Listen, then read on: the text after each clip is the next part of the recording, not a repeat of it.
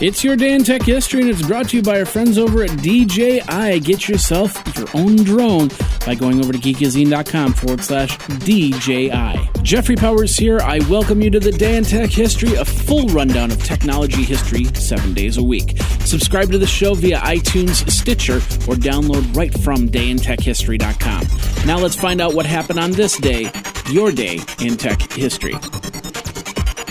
June 28th. 1928, the first experimental rocket balloon was launched by Friedrich Schmeidel. It rose to 50,000 feet over Austria, and tests were successful, even though the rocket was never recovered. 1965, the first telephone conversation over the satellite Early Bird 1 occurred. 1974, Vannevar Bush passes away. He's the inventor and technologist where his contributions to the Manhattan Project were the keys that gave the U.S. advantage in World War II. 1982, Microsoft announced a new logo at the Spring Comdex show in Atlantic City. 1984, Motorola introduced the 16 MHz 68020 processor, a 32-bit version of the 68000, and prices started at $487. Also in 1984, Epson America introduced the Geneva PX8 laptop computer with a Z80 processor, 64 kilobits of RAM, 32 kilobits of ROM, flip-up LCD screen for $995. 1990, Paperback Software International was found guilty by a U.S. court of copyright violation for copying the appearance and menu system of the Lotus 123 spreadsheet program. 1992, a baboon liver was transplanted into a human for the first time. 1998, unit sales of Windows 98 in its first 4 days reached 530,000. And in 1999, Chinese-American Kingman Kwan is sentenced to 2 years in a federal prison after pleading guilty in February to randomly emailing race-based death threats targeting Latinos to Hispanic-sounding email addresses found on the internet. And version 1.01 of the popular bulletin board system HydraBBS software is released.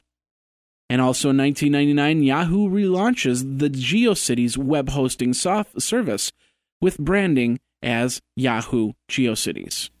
And now this word from our friends over at DJI Technologies. The Phantom 3 has been released just in time for all your springtime flying.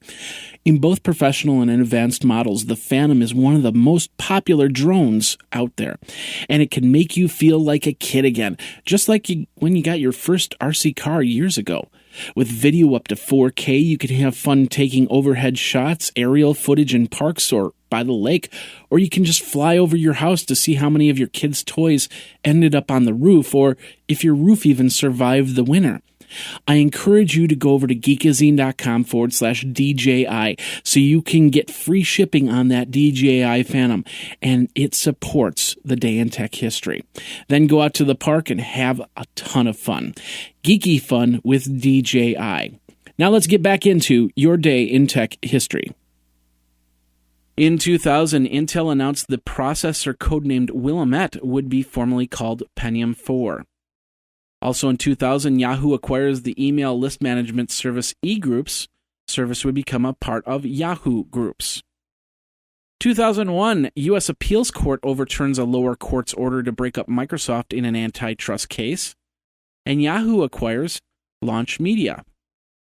2004, version 2 of the Java programming language was released.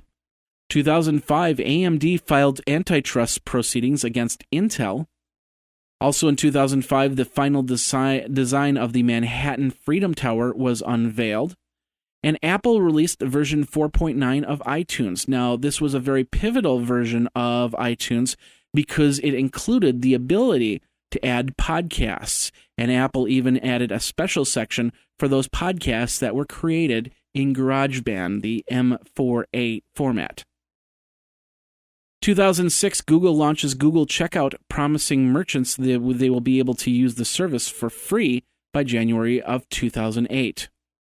And former United States Senator Ted Stevens describes the internet as a series of tubes in an analogy that, while criticizing a proposed amendment to a committee bill on a network neutrality that would have prohibited internet service providers from giving some companies higher priority access to their networks of customers.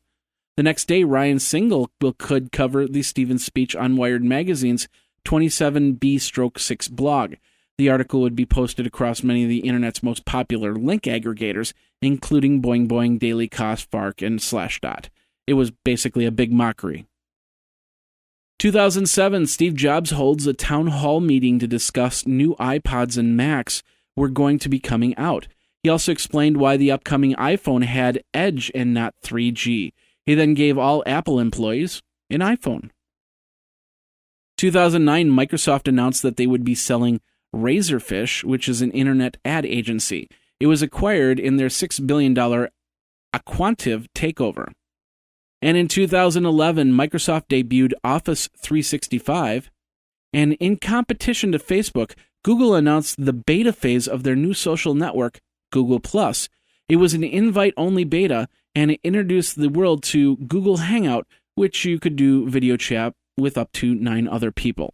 2014, after a Supreme Court decision went against them, over-the-internet TV service Aereo shuts off their service. And that's your day in tech history. My name is Jeffrey Powers, www.dayintechhistory.com. All the show notes are over at wikizine.com, Geekazine's wiki. And of course, you can like the Facebook page and follow Twitter at Day in Tech Hist. Until tomorrow, take care. Day in Tech History is copyright 2015, JMP Enterprise and Geekazine.com.